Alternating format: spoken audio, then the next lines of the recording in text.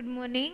धोरण 6 विषय गणित चैप्टर नंबर 4 भूमितिना पायाना ख्यालो। तेमां आपणे जोईए पहेला तो रेखा कोने कहेवाय, किरण कोने कहेवाय, रेखाखंड कोने कहेवाय।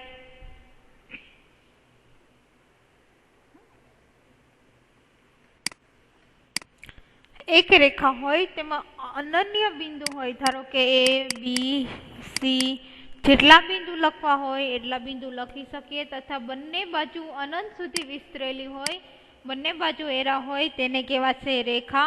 एक बाजू बिंदु होय अने एक बाजू एरो होय एने कहेवाशे किरण। अने बंने बाजू अंत्य बिंदु होय एटले के बंने बाजू छेल्लू बिंदु तमने आपेलू होय तो आने कहेवाशे रेखाखंड। फरीथी कहूं छूं, रेखाखंड हशे एक पण बाजू एरो नहीं होय, किरण हशे एक बाजू एरो हशे अने रेखा छे एमां बंने बाजू एरा आवेला होय छे। जोईए स्वाध्याय 4.1।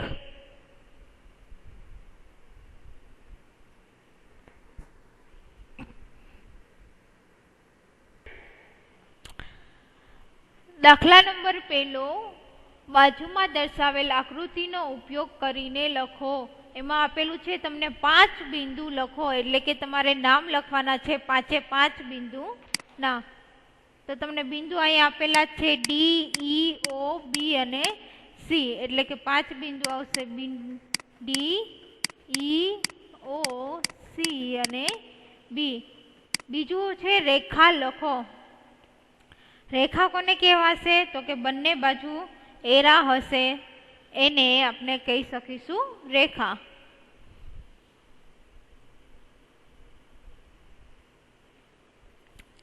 तो पहली जोईए आ आखी आखी रेखा लईए एटले के रेखा डी ई, सॉरी बी ने ई डी आवशे।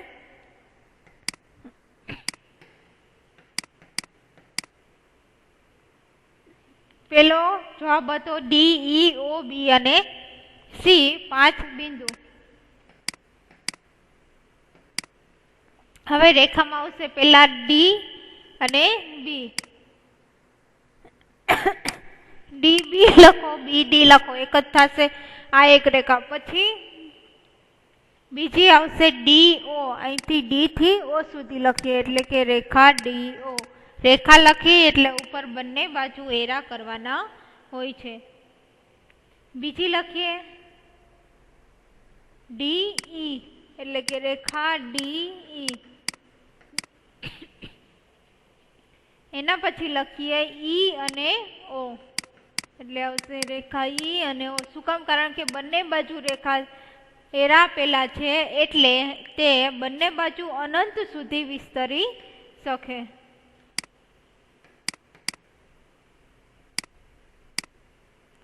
त्रीजू जोईए 4 किरणों लखो। किरण एटले एक बाजू अंत्य बिंदु होवू जोईए। अहींया डी एक बाजू बिंदु छे त्यांथी लईए बी सुधी एटले के डी अने बी एक ज बाजू एरो आवशे। पछी आवशे डी अने ई।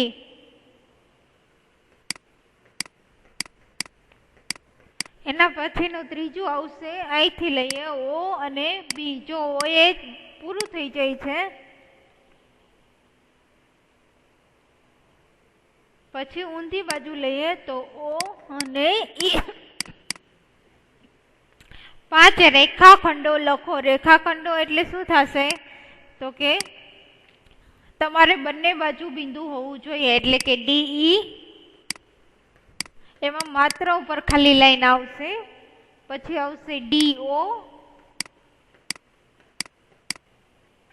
पछी आवशे ई ओ, जो बंने बाजू बिंदु आवी जाय छे। पछी आवशे ओ बी अने पछी आवशे ई अने बी।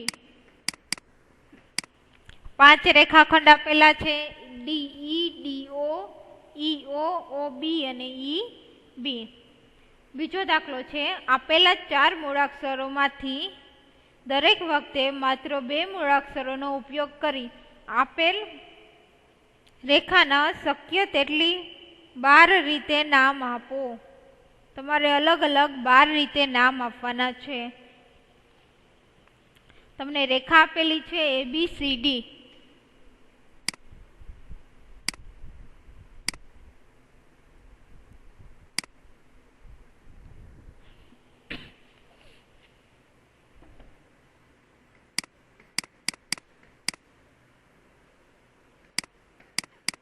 A B C અને D 12 રીતે નામ આપવાના છે. હવે ધારો કે આપણે બિંદુ A લઈએ એટલે થશે A થી B, A થી C અને A થી D. એટલે કે બિંદુ એમાં કઈ રીતે આવશે? રેખા AB, રેખા AC અને રેખા AD.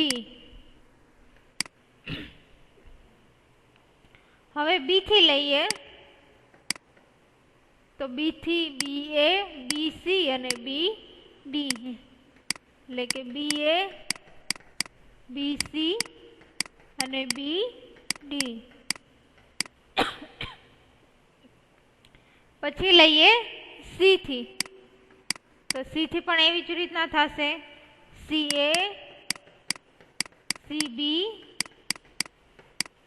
અને CD. એવી જ રીતના D થી 4 વખત આપણે લખવાનું છે. DA, DB અને DC. આ થશે તમારા 12 અલગ રીતે નામ. એના પછીનો ત્રીજો દાખલો જોઈએ.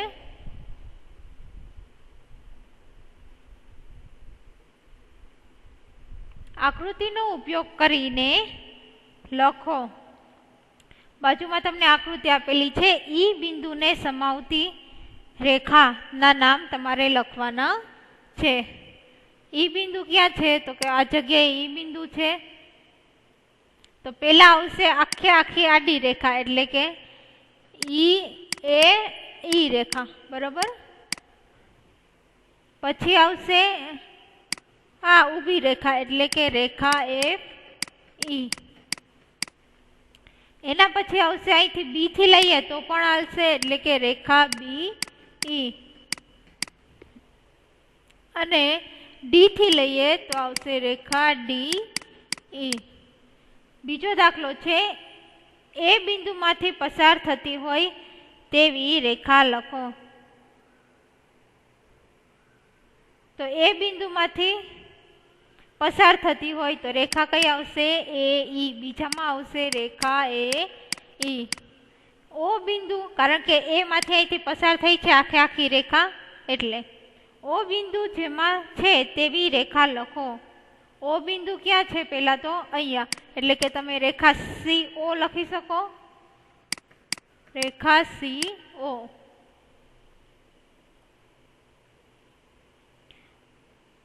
D છે એકબીજાને છેદતી હોય તેવી રેખાની 2 જોડ લખો. તો આ આડી રેખા AE અને CO બંને એકબીજાને છેદે છે એટલે કે અહીંયા આવશે AE અને બીજી કઈ આવશે CO. એક જોડ થઈ AECO. બીજી જોડ આવશે આ AE અને બીજી FE એટલે કે રેખા AE અને રેખા FE. ચોથો દાખલો. ફરીથી બધાના આન્સર બોલી જાઉં છું. ત્રીજાનો એ છે એ બિંદુ જેમાં હોય તેવી રેખા. એમાં જવાબ આવશે AE રેખા, FE, BE અને DE. B છે એ બિંદુમાંથી પસાર થતી રેખા. એમાં જવાબ આવશે AE. C છે O બિંદુ જેમાં છે તેવી રેખા એટલે આવશે જવાબ CO. D છે એકબીજાને છેદતી હોય તેવી રેખાની 2 જોડ. એમાં પેલી જોડ આવશે AECO અને બીજી જોડ આવશે EF અને AE. દાખલા નંબર 4. કેટલી રેખાઓ પસાર થાય એ એક બિંદુમાંથી અને બી બિંદુમાંથી.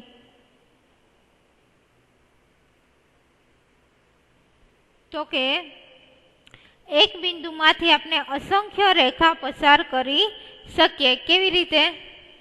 તો કે ધારો કે મેં અહીંયા એક બિંદુ લીધું છે, તો હું આ એક રેખા પસાર કરી, 2 3 4 5 6 7 8 એવી રીતના મારે જેટલી રેખા પસાર કરવી હોય એટલી રેખા પસાર કરી શકીએ. હવે બે બિંદુમાંથી કેટલી રેખા પસાર કરી શકીએ? તો કે બે બિંદુ છે પી અને ક્યુ, તો કેટલી રેખા પસાર થઈ? તો કે એક. તો જવાબ આવશે એક બિંદુમાંથી આપણે અસંખ્ય રેખા પસાર કરી શકીએ અને બે બિંદુમાંથી માત્ર એક જ રેખા પસાર કરી શકીએ.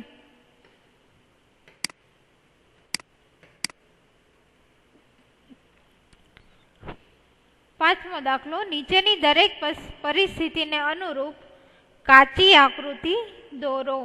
બિંદુ પી રેખાખંડ AB પર છે, એટલે કે રેખાખંડ હશે તો અહીંયા અંત્ય બિંદુ બંને હશે એ અને બી. એની ઉપર શું છે? બિંદુ પી. બીજું છે રેખા XY અને રેખા PQ એમ બિંદુમાં છેદે છે. આ એક રેખા થઈ, એને નામ આપીએ X અને Y. બીજી રેખા થઈ, એને નામ આપીએ P અને Q. તો અહીંયા છેદે એ બિંદુ ક્યુ છે? તો કે એમ. સી છે રેખા L અને પર રેખા L પર E અને F બિંદુ છે પણ D બિંદુ નથી.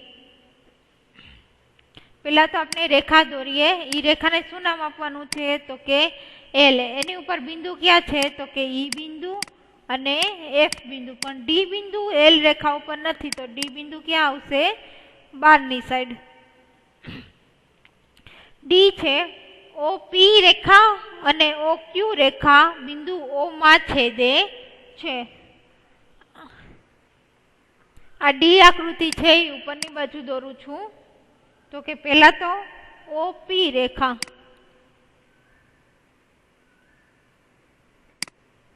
અહીંયા નામ આપીએ P, અહીંયા નામ આપીએ O.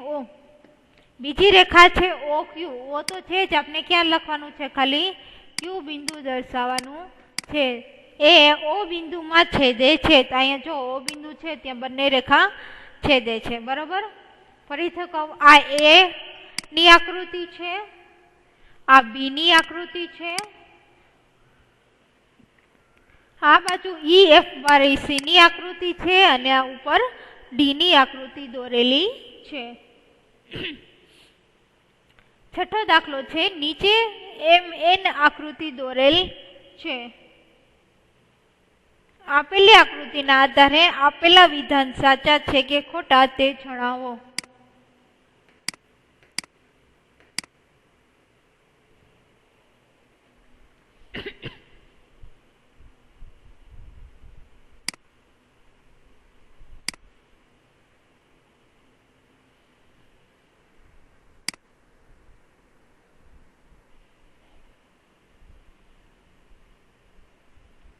એ છે, નીચે તમને આકૃતિ તો આપેલી જ છે. QMONP MN રેખા પર આવેલા છે. તો વિધાન શું થશે? તો કે સાચું. કારણ કે આ M થી N રેખા છે, એટલે બંને બાજુ તમે આગળ જેટલી લંબાવી હોય એટલી લંબાવી શકો. તો તમે રેખા લંબાવશો તેમાં Q અને P બિંદુ આવી જશે. બીજું છે MON એ MN રેખાખંડ પર આવેલા છે. MO અને N, તો આ MN આટલો રેખાખંડ થશે. બરોબર? તો એ રેખાખંડની અંદર જ આવી ગયા છે. રેખાખંડને અંત્ય બિંદુ હોય એટલે કે રેખાખંડને તમે આગળ વિસ્તારી શકો નહીં, તો એની અંદર જ ત્રણેય બિંદુ આવેલા છે, એટલે સાચું. સી, M અને N એ MN રેખાખંડના અંત્ય બિંદુ છે. સાચું, કારણ કે અંત્ય બિંદુ એટલે કે છેલ્લા બિંદુ, તો MN ના છેલ્લા બિંદુ છે એટલે સાચું. ડી છે, O અને N એ OP ના અંત્ય બિંદુઓ છે. ઓપી જોઈએ તો અહીંથી ઓપી એના અંત્ય બિંદુ તમને ક્યાં કીધા છે? ઓ અને એન. તો એ આવશે ખોટું, કારણ કે અંત્ય બિંદુ ક્યાં થશે? તો કે પી અને ઓ એના અંત્ય બિંદુઓ થશે. ઈ છે એમ એ ક્યુ ઓ રેખાખંડનું એક અંત્ય બિંદુ છે, તો એ આવશે ખોટું. રેખાખંડમાં તમને જે નામ આપેલા હોય એ જ નામ અંત્ય બિંદુ થાય. ક્યુ ઓ જોઈએ તો ક્યુ આટલું છે તો એના અંત્ય બિંદુ ક્યુ અને ઓ જ થાય, એમ એનું અંત્ય બિંદુ એટલે કે છેલ્લું બિંદુ થશે નહીં. તો પહેલું સાચું, બીજું સાચું, શ્રીમાં આવશે સાચું, ડી અને ઈ આવશે ખોટું. એફ જોઈએ. એમ એ ક્યુપી કિરણ પરનું બિંદુ છે. ક્યુ પી એટલે અહીંથી જોઈએ ક્યુ થી પી સુધીનું એક અંત્ય બિંદુ છે. શું? એમ. તો કે આવશે સાચું. શું કામ? કારણ કે ઓપી કિરણ કીધું છે એટલે કે કિરણને તમે એક બાજુ લંબાવી શકો.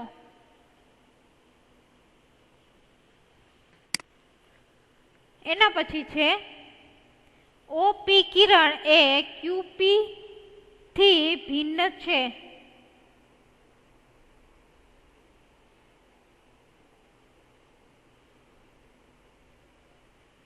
પેલા જોઈએ ઓપી કિરણ એટલે અહીંથી ચાલુ થશે અને ક્યુપી કિરણ એટલે અહીંથી ચાલુ થશે, બરોબર? તો બંને જુદા જુદા છે તો કે હા સાચું આવશે. શું કામે? કારણ કે એક કિરણ ઓ થી ચાલુ થાય છે, એક છે એ કિરણ ક્યુ થી ચાલુ થાય છે.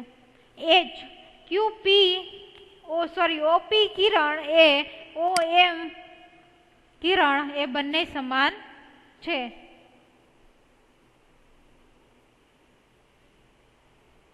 ઓપી એટલે આવશે આ બાજુ ઓપી કિરણ અને બીજું છે ઓ એમ કિરણ એટલે કે આ બાજુ. તો બંને સમાન નથી, ખોટું, કારણ કે એક કિરણ ઉપરની બાજુ જાય છે, એક નીચે બાજુ જાય છે. બંને વિરુદ્ધ કિરણ છે, સમાન કિરણ નથી. એના પછી ઓ એમ એ ઓપી નું વિરુદ્ધ કિરણ નથી. જોઈએ ઓ એમ એટલે કે આ બાજુ કિરણ આવશે, ઓપી એટલે કે આ બાજુ આવશે, એનું વિરુદ્ધ કિરણ નથી.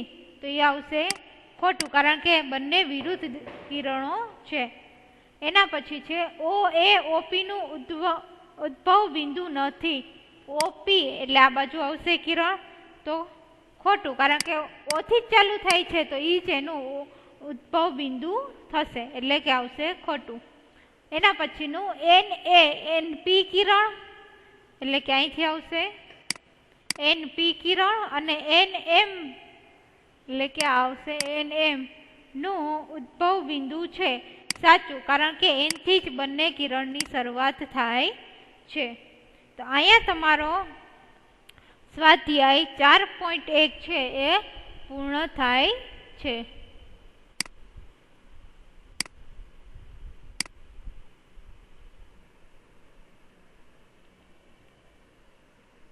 હવે જોઈએ વક્ર વિશે. તો વક્ર છે એ કોઈ એક રેખાખંડ નથી. જો વક્રો સ્વયં ક્રોસ થતા ન હોય એટલે કે પરસ્પર ન છેદે તો તે સાદા વક્રો કહેવાય છે. વક્ર છે એના બે પ્રકાર હોય છે. એક તો ખુલ્લો વક્ર હોય અને બીજો હોય છે બંધ વક્ર. વક્રના ભાગ કેટલા હોય? 3. પ્રકાર કેટલા હોય? 2. ભાગમાં ક્યાં આવશે? તો કે એક અંદરનો ભાગ, બીજો બહારનો ભાગ અને ત્રીજો વક્ર હોય એની આવશે હદ. રેખાખંડોથી બનેલા બંધ વક્રને આપણે બહુકોણ કહી શકાય. રેખાખંડથી બનેલો બંધ વક્ર, રેખાખંડ એટલે બંનેના અંત્ય બિંદુ હશે એને તમે આગળ વધારી ન શકો. બહુકોણ બનાવતા રેખાખંડો ને બહુકોણની શું કહી શકીએ? બાજુઓ કહી શકીએ. હવે 3 બાજુ ધરાવતા બહુકોણ એને કહેવાશે ત્રિકોણ. બહુકોણ એટલે શું? તો કે રેખાખંડથી બનેલો બંધ વક્ર. 4 બાજુ ધરાવતા બહુકોણને આપણે શું કહી શકીએ? ચતુષ્કોણ. 3 બાજુ હોય તો ત્રિકોણ, 4 બાજુ હોય તો ચતુષ્કોણ. બાજુઓની જોડ જે બિંદુઓમાં મળે છે તેને શું કહેવાશે? શિરોબિંદુ. ત્રિકોણ સિવાયના બહુકોણમાં સામસામેના શિરોબિંદુને જોડતા રેખાખંડ બહુકર્ણનો શું બનશે? તો કે વિકર્ણ બનશે. ત્રિકોણ સિવાયમાં અહીંયા જ્યાં બે ભેગું થાય છે એને શું કહેવાશે? શિરોબિંદુ. અહીંયા બંને ભેગા થાય છે, અહીંયા બંને ભેગા થાય છે તો એને શું કહેવાશે? શિરોબિંદુ. હવે જોઈએ સ્વાધ્યાય 4.2.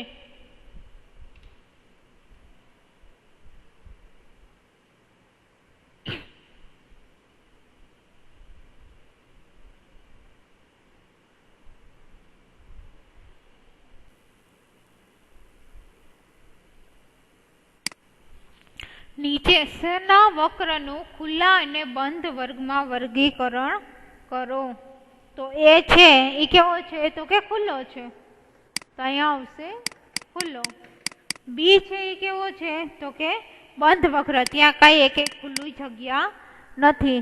સી છે એ પાછો કેવો આવશે? તો કે ખુલ્લો. ડી છે તો કે આવશે બંધ વક્ર. અને ઈ છે એ ચતુષ્કોણ છે. આ તમારે ટેક્સ્ટબુકમાં જોશો તો બંધ આકૃતિ છે એટલે કે આવશે બંધ વક્ર. એમાં આપેલું છે નીચેની પરિસ્થિતિ દર્શાવતી રફ આકૃતિ દોરો. એમાં આપેલું છે ખુલ્લો વક્ર અને બંધ વક્ર.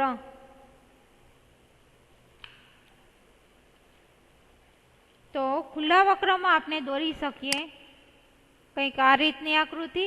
બંધ વક્રમાં આપણે એવી આકૃતિ દોરવાની છે કે જે એક પણ જગ્યાએથી ખુલ્લી હોવી ન જોઈએ. આના સિવાયની પણ આકૃતિ તમે તમારી રીતે દોરી શકો છો. કોઈ પણ બહુકોણ દોરી, ત્રીજો દાખલો છે, તેનો અંદરનો ભાગ છાयांકિત કરો. તમે કોઈ પણ બહુકોણ દોરી શકો છો. બહુકોણ એટલે બંધ વક્ર હોવો જોઈએ. બંધ વક્રથી બનતો હોય એને બહુકોણ કહેવાય. તો આપણે ધારો કે અહીંયા દોરીએ ચતુષ્કોણ, અંદરનો ભાગ છાयांકિત કરો એટલે આપણે અંદરના ભાગમાં કલર કરવાનો રહેશે. ચોથો દાખલો છે, નીચે આપેલી આકૃતિ પરથી પ્રશ્નોના જવાબ શોધો. શું તે બંધ વક્ર છે? શું તે વક્ર છે? તો કે હા. બીજું આવશે શું તે બંધ વક્ર છે? બંધ આકૃતિ છે? તો કે હા, એ એક પણ જગ્યાએથી ખુલ્લી નથી. પાંચમું, જો શક્ય હોય તો નીચેની પરિસ્થિતિ દર્શાવતી રફ આકૃતિ દોરો. પેલું કીધું છે બંધ વક્ર કે જે બહુકોણ ન હોય. તમારે એવી આકૃતિ દોરવાની છે જે બંધ પણ હોય અને બહુકોણ પણ ન હોય. આ થશે એની આકૃતિ. બીજું છે ખુલ્લો વક્ર કે જે સંપૂર્ણપણે રેખાખંડનો બનેલો હોય. રેખાખંડ હોય તો એમાં સીધી લીટી જ આવે, એમાં ક્યાંય તમે ગોળ કે એવી રીતના આવે નહીં. તો આ બીજી આકૃતિ થશે કે જે રેખાખંડનો બનેલો છે. બે બાજુવાળો બહુકોણ બીજું છે તો કે બે બાજુવાળો બહુકોણ આપણે દોરી ન શકીએ. એવો એક નથી બહુકોણ કે જે બે બાજુવાળો હોય. તો અહીંયા તમારું સ્વાધ્યાય 4.2 પૂર્ણ થાય છે.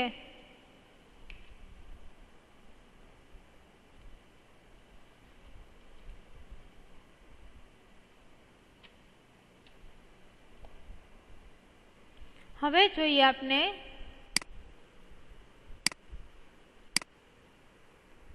સ્વાધ્યાય 4.3. પેલો દાખલો છે, બાજુમાં આપેલ આકૃતિ પરથી ખૂણા લખો. તો અહીંયા જેટલા નામ આપેલા છે એ બધા એક એક ખૂણો રચે છે. એટલે કે તમે લખી શકો પેલા દાખલામાં ખૂણો એ, ખૂણો ડી, ખૂણો સી અને આ નામ આપેલું છે એ આપેલું છે બી એટલે કે ખૂણો બી. આ છે આ નિશાની ખૂણાની નિશાની છે. તમારે ખૂણો લખવું હોય તો આ નિશાનીનો ઉપયોગ કરવાનો રહેશે. બીજો દાખલો છે, બાજુમાં આપેલી આકૃતિ પરથી માંગેલા બિંદુઓ લખો. DOB નું અંદરનું બિંદુ તમારે લખવાનું છે. પેલા તો જોઈએ DOB ક્યાં છે,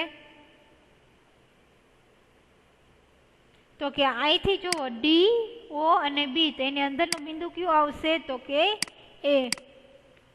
EOF ના બહારના બિંદુઓ લખો. તો અહીંથી E, O અને F આવશે. તો આની અંદર જે હોય એ અંદરનો ભાગ કહેવાશે. બહાર કયું થશે, તો કે C.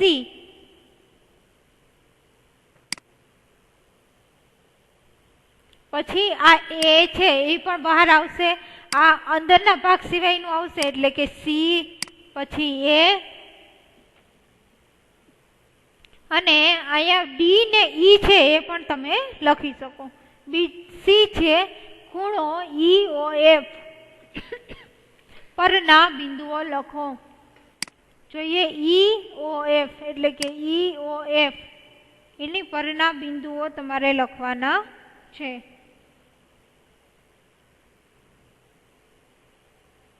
તો એક બિંદુ આવશે B, પછી E બિંદુ પણ એના ઉપર આવેલું છે, O બિંદુ પણ એના ઉપર આવેલું છે, અને F બિંદુ પણ એના ઉપર જ આવેલું છે. ત્રીજો દાખલો, નીચેની પરિસ્થિતિ દર્શાવતી બે ખૂણાઓની કાચી આકૃતિ દોરો.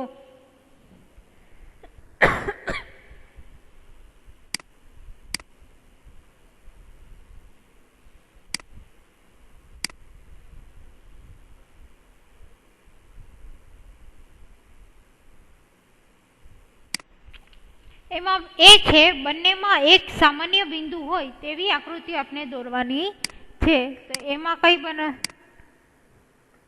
ધારો કે અહીંયા લઈએ A, B અને C, બંનેમાં એક સામાન્ય બિંદુ હોવું જોઈએ.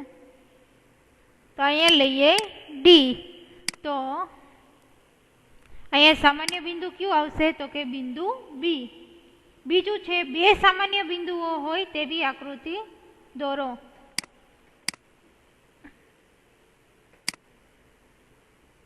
તમે આના સિવાયની જો તમારે આકૃતિ દોરવી હોય તોય દોરી શકો. અહીંયા નામ આપું છું A, C, B અને D. હવે જો કયા બે સામાન્ય બિંદુ આવશે, તો કે એ બિંદુ છે એ D ને લાગુ પડશે, એ B ને લાગુ પડશે. બરોબર, એટલે એક સામાન્ય બિંદુ થશે એ. બીજું કયું થશે, તો કે બિંદુ B, કારણ કે એ ફરીથી B એને લાગુ પડશે અને B C ને લાગુ પડશે. ત્રીજું, જેના ત્રણ સામાન્ય બિંદુઓ હોય તેવા ખૂણા રચી ન શકાય. આપણે અહીંયા C છે પણ એવા એકેય નથી કે જેના ત્રણ સામાન્ય બિંદુ હોય.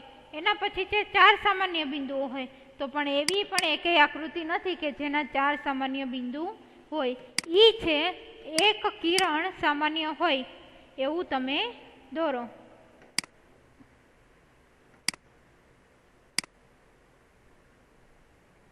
તો અહીંયા આવશે A, B, C અને D.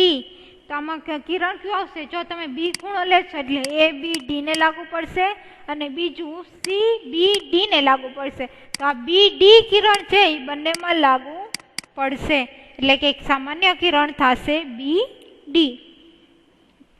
અહીંયા તમારું સ્વાધ્યાય 4.3 પૂર્ણ થાય છે. સ્વાધ્યાય 4.4 થી આપણે આગળના લેક્ચરમાં જોઈશું.